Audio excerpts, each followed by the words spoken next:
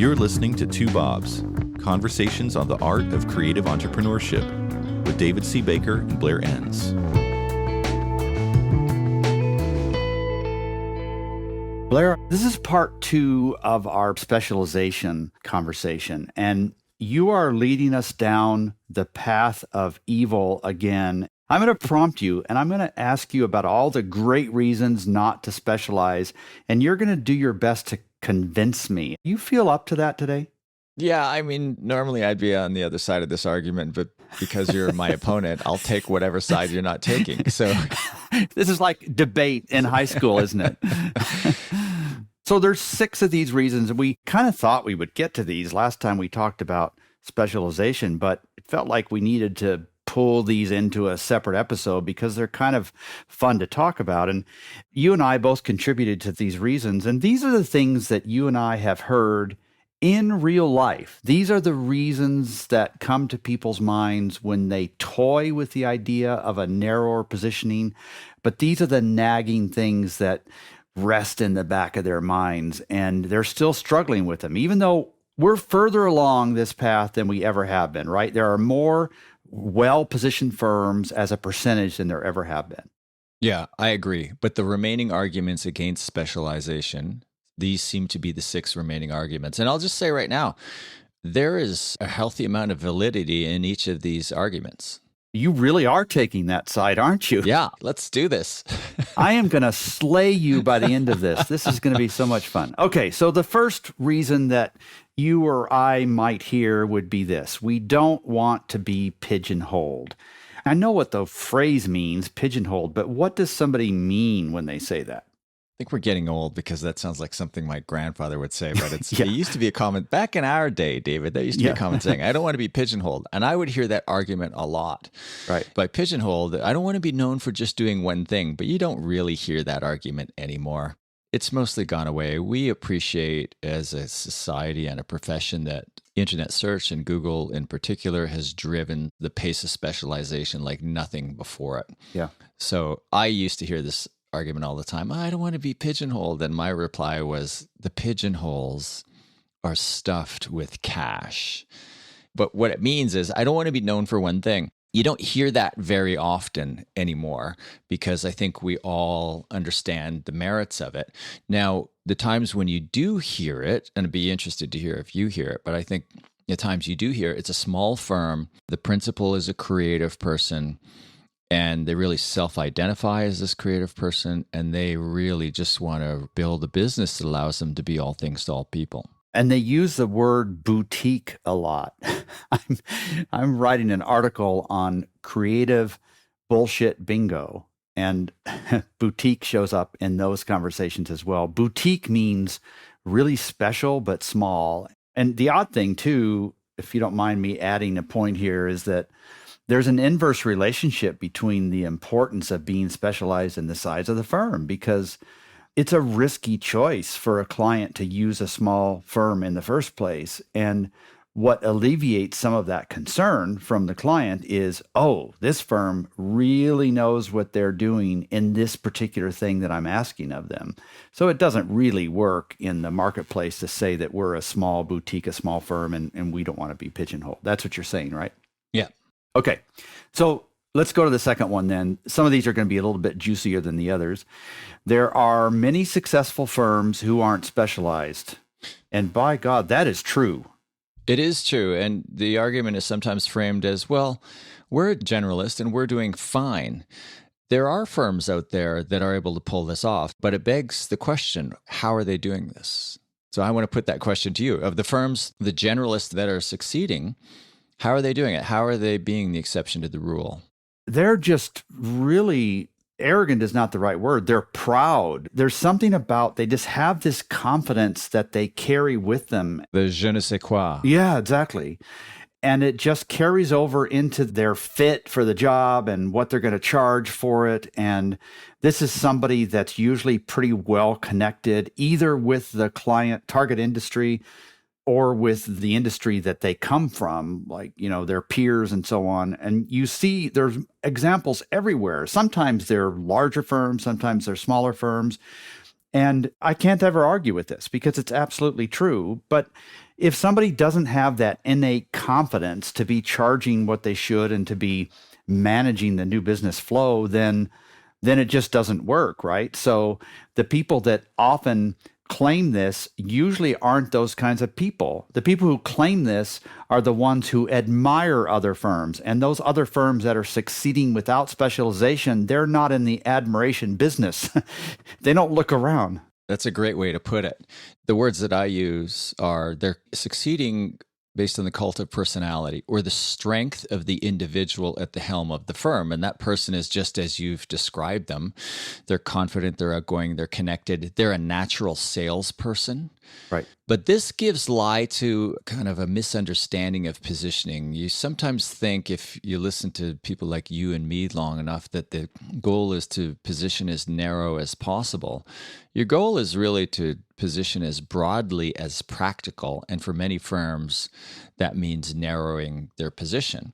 But if you are that type of person, if you're well connected, if you're a great salesperson, if you have a high degree of confidence, you feel like you can sell anything to anybody, and you've proven it over time, you don't really have to listen to our advice around specializing. You might be exposing yourself to some potential negative impacts in certain situations, but it's always a series of trade-offs. You're gaining in other ways. And as you point out, David, those firm owners who aren't built like the person that we've just described, who are in the admiration business and are looking at those examples, if they could pull it off, they would. So I would say go ahead and try. And once you prove that you can't pull off being a successful generalist, then come on back, start listening to Two Bobs again, and go ahead and narrow to a more practical position.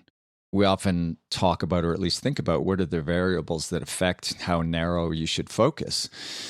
It's really kind of a function of competition density. So like, how big is the market? How many players are in that market?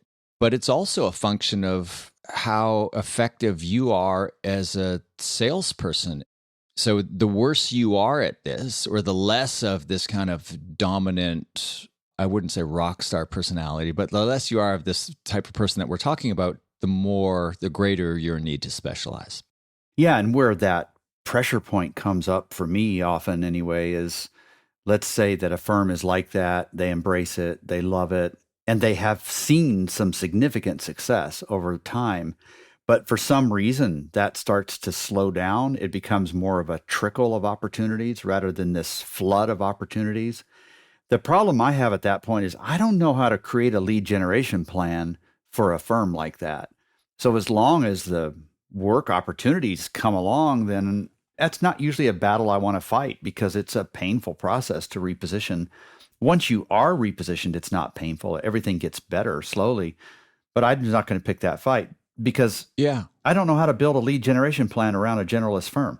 Oh, that's just one reason why you wouldn't pick that fight, why you wouldn't go with a broad generalist value proposition. And another is, when you look at economic downturns, and we appear to be right at the beginning of a very significant one, there are two types of firms that get whacked: the generalists, and then specialists who've picked particularly vulnerable specialisms. And I guess we'll talk about that too. Right. I just think back to 2008, 2009, the last economic downturn that we went through just over 10 years ago. I remember watching in real time as these kind of famous generalist design firms that had been around for decades, 2, 3, sometimes 4 decades, were kind of brand name famous, at least in the design community. And they looked like they'd be there forever. A whole bunch of them went out of business. I can think of names right now. I'm not going to name them, but a whole bunch of them just went out of business. They got wiped.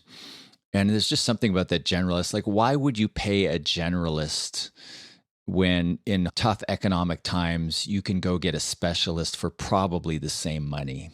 Yeah. I'm just laughing, thinking to myself, sitting down in front of a Google window and typing the best non-specialist firm I can find. What are the results are they going to turn to me? Yeah, crazy. Okay, so let's do the next one then. So the first one was don't want to be pigeonholed. Second one was I know a lot of successful firms who are not specialized. And the third one is also really interesting. And this one I found that it really confuses a lot of people. And it's that there are large firms that somebody admires, and the bulk of those are not specialized. And why this becomes interesting to the prospect that kind of throws this at us is that they really want to grow. And so they are looking ahead to many other firms that are larger and they're not specialized. And they don't see why they would have to be specialized, since these other firms who are by definition large are not specialized. That's the third one. Yeah, and that's right. The larger you are, as you said, there's this inverse correlation. The larger you are, the less narrow you are likely to be specialized, generally speaking. Right. But I look at those large firms. Think of the global ad agencies. You say they're not specialized. Yeah, they are. They're specialized as global ad agencies. Right. That's their specialization. Yeah. Handling a big global account. Yeah, and the mistake that global ad agencies make, or the dilemma that they find themselves in, might be a better way to put it. You build out this global network to service global accounts, and then you find an office in wherever, Romania, London, wherever it is, the office that's got excess capacity, and then they start chasing all of these smaller local accounts, which I've worked with a few of these, and it always begs the question, why are you doing this? I know revenue is important in this moment, but you're devaluing the brand by chasing some of these local accounts. But fundamentally, that is the specialization, is the size, their ability to handle these large accounts or across nations or across cultures and even languages. That's a specialism. So right. When I was growing up in advertising, I worked for some independent ad agencies, and we would look at the Ogilvies of the world, and I'm sure the owners had dreams of being the next David Ogilvy because he wasn't too far removed. We weren't too far removed in time, like a couple of 2 or 3, okay, maybe 4 decades, I don't know, from the time when David Ogilvy built essentially what I think was the first global ad agency network. And he did it on the back of one client, Shell. So he had Shell as a client, and the client asked him to open offices in various parts of the world, and then started servicing other clients that benefited from having offices around the world. So there was a time when that was a kind of a valid strategy. It still is a valid strategy. It's a little bit harder to pull off, but it's really hard to do that as an ad agency. Yeah. I think we appreciate something I've said before. A friend of mine said to me 15 or 20 years ago, and that is, the world is now too small to segment geographically. So you pick your niche, and you appreciate that you're going to travel far and wide, even as a small firm. And this idea that you're going to build these global offices around the world, it's just not as common or as relevant anymore. Right. Yeah, I agree with everything you just said there. In my practice, I've found that the firm that can pull off the full service claim has to be at least 45, 50, 55 people. And that becomes the first point of differentiation. It doesn't even have to be stated sometimes, but if you really talked with the prospect, they would say, we're only considering firms this big because we need this sort of a footprint. But then they always come right back at you with a second question. They want to establish category experience, is how they phrase it at that point. And that's why even the massive accounting firms have different practice areas. The massive law firms have different practice areas. The holding companies may have 250 firms in it, and they can assemble all those firms to put together exactly what the client needs. So that's a third one. There are no large firms who are specialized, and we think that maybe that gives us a license to not be specialized when we're not that large. The fourth one, I can't wait to see what you have to say about this one. This is, my employees will get bored, or stated otherwise, I won't be able to attract the best creative talent. And this is sometimes coming from somebody who is going to socialize, maybe even democratize the decision a little bit. When people say this, they really do mean it. What's your response typically to them? I think there's some validity to this one.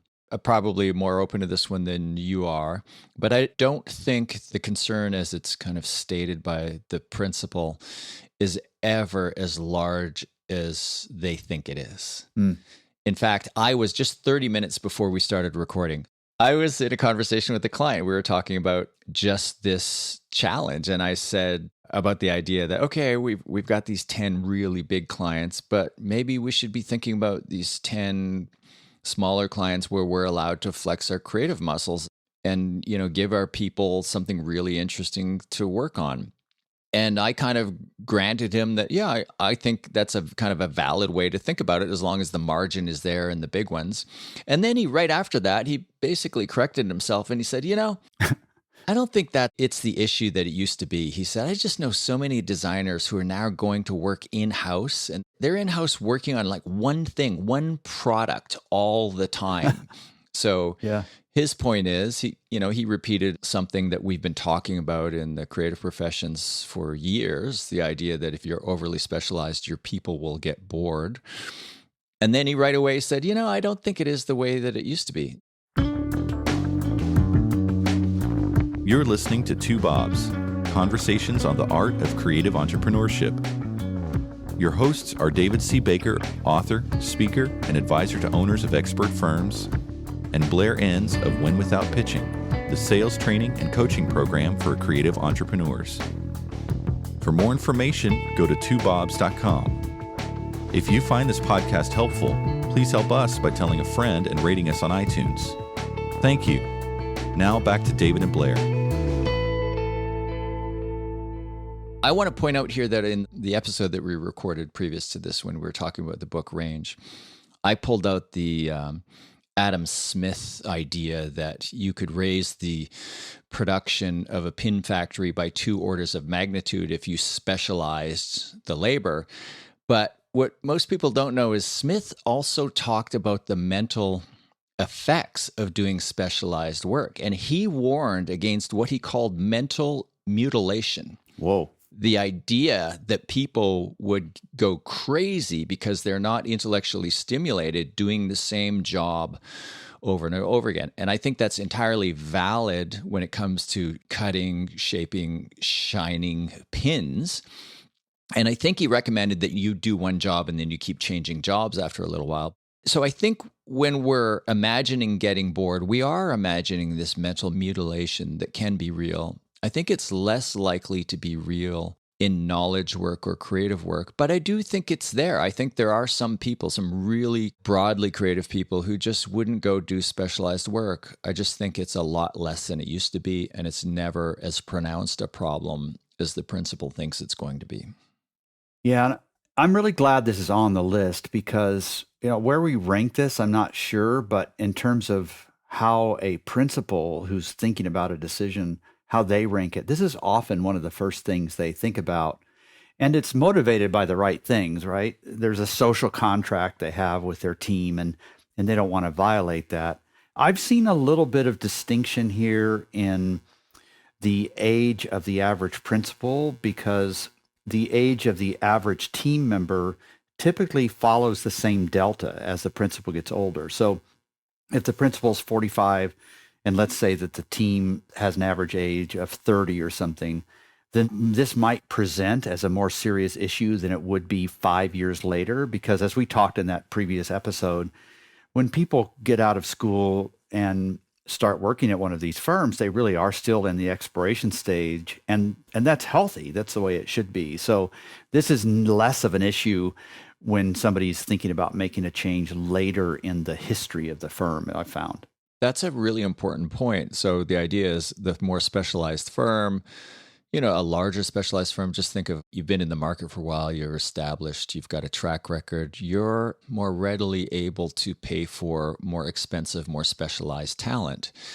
Generalist firms tend to be populated by younger people because generalist firms generally do not have the margin to pay for specialized talent. And as we talked about last time, when you're early in your career, you don't want to specialize. You want to try a whole bunch of things. So it's actually a great career move at the beginning of a career for a designer or other professional to spend some time in a generalist firm. It's often a sweatshop type environment because the margins aren't there, and the nature of the work and the nature of the clients you attract.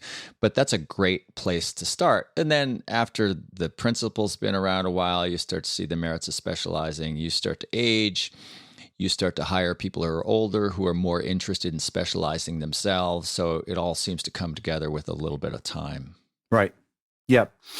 All right. This next one, the fifth one, this is also really valid, and it's hard to argue against this one. And we can all think of examples of it. And the fifth one goes like this. If I specialize in something more narrow, what happens if there's a downturn in that particular industry? Like we have all of our eggs in one basket. And there's an assumption here, it's a valid one, that this objection is coming around a vertical specialization, so a particular industry. So we could think of, say, the oil and gas industry recently or back in the 80s and so on. Real estate marketing. Oh, yeah. Up and down all the time and in different parts of the country, or entertainment, recreation right now. Yeah. Nobody's traveling, the travel industry. So this is legitimate. But what's the right answer to this when you talk with somebody? The right answer is, like you've said, there are a few susceptible verticals in particular that are more susceptible to others when there's an economic downturn. And we've just named some of them, maybe luxury goods as another. And so if you're going to go into those verticals, you do so with your eyes wide open, knowing that you're going to want to create the cash reserves, and B, make the ruthless decisions quickly when a downturn does hit.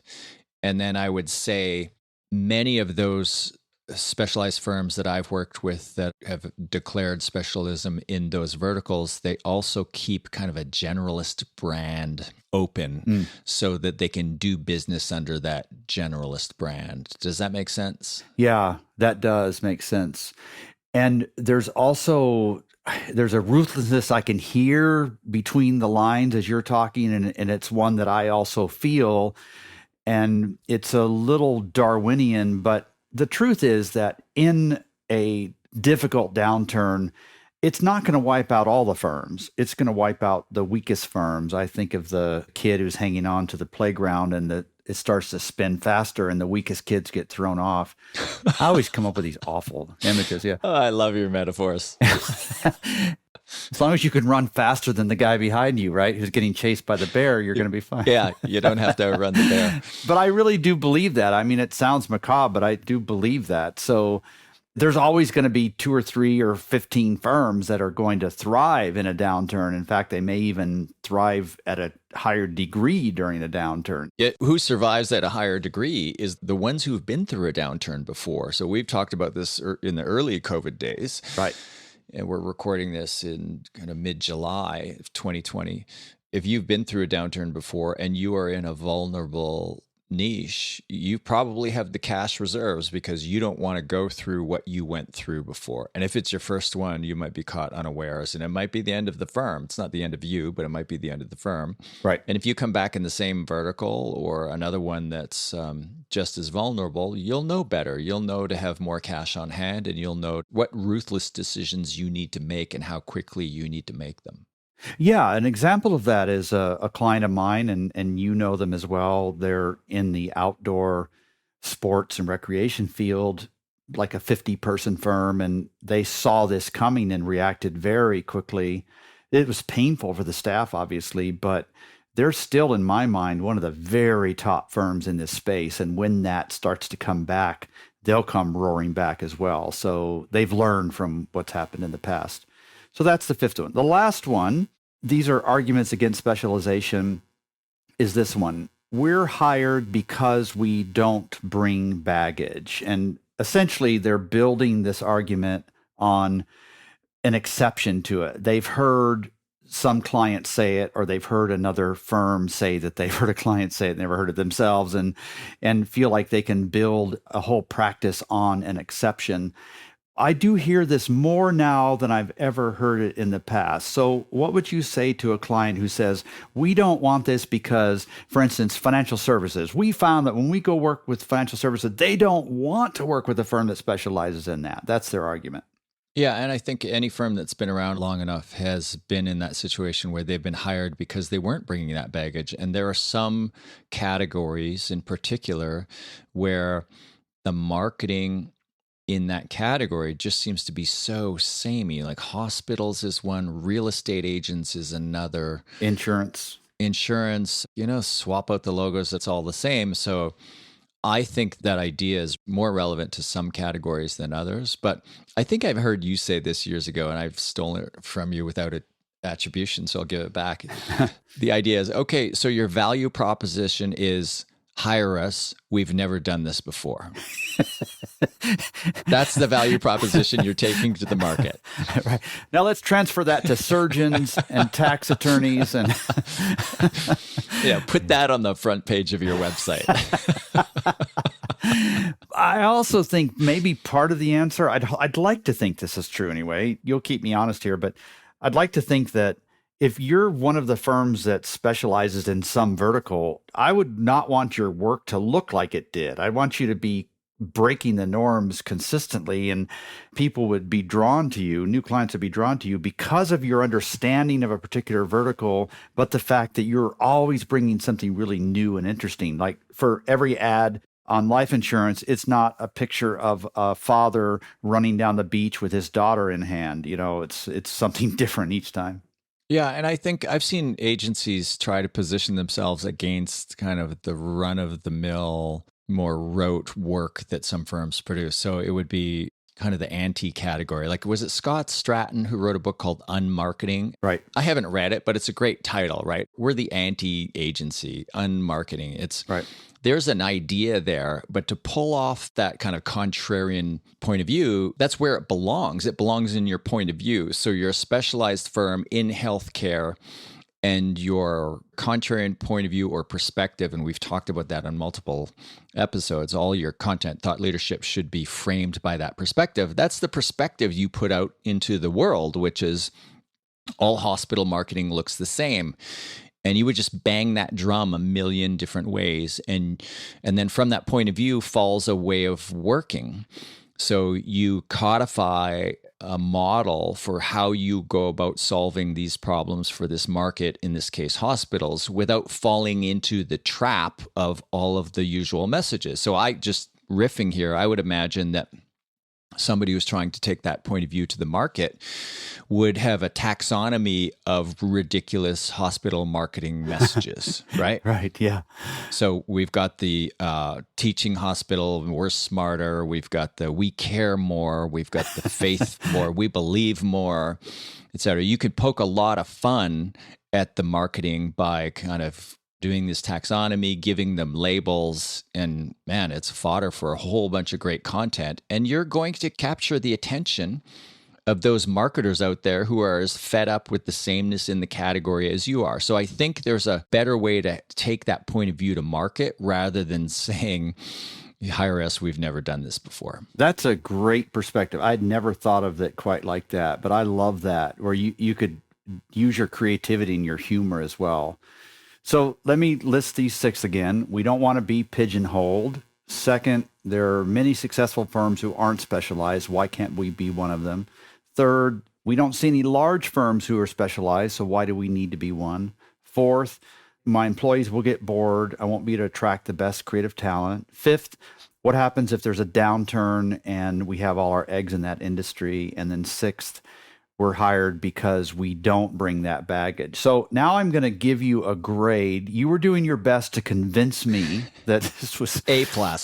Yeah, no, it's. Is there anything worse than an F? You have not convinced me. Well, actually, we're not trying to be that harsh. We're trying to be realistic about some of the natural fears that people have, and we're having a little bit of fun with it. I'm not as harsh about specialization as I used to be, maybe because I'm tired of fighting with people about it. If there's nothing really wrong, then I don't push this too much. To me, the biggest issue is, all right, you don't have enough opportunity and you want a lead generation plan. Now explain to me how we're going to sell your current positioning. That's the one that I always fall down on. Again, I think I've said this, there's some validity in most of them, but I think all of them, they serve as a rationale for a creative person whose strength is seeing around corners, whose strength is solving the problem they haven't previously solved, and who wants to build a business that allows them to play to their personal strength and ignore the marketplace reality that says, if you don't specialize, it's really hard to get hired. Right. Yeah. Well, this has been very interesting. We've had a bunch of principals just furiously taking notes and wanting to use these arguments back on their team. Right? Hopefully we've dismantled most of them. Again, some validity there, but there are ways to deal with the few implications. There are ways that are better than avoiding specializing at all. I mean, like if you're succeeding without specializing, good luck with that, and let us know how it goes. Man, that sounds really glib and cynical. Like we started this show by saying we both know lots of firms that are broadly positioned and doing well. It seems they always have this moment, though, where they realize there's a better way to do this. Yeah, yeah. And that moment is while they're listening to this podcast. They're in tears right now. Because we have such a profound effect on people's lives. All right, I think we need to end right there. All right, we should just pull the pin. Thank you, Blair. Thanks, David. Thank you for listening to Two Bobs with David C. Baker and Blair Enns. Subscribe and learn more at twobobs.com. That's the number 2, BOBS.com.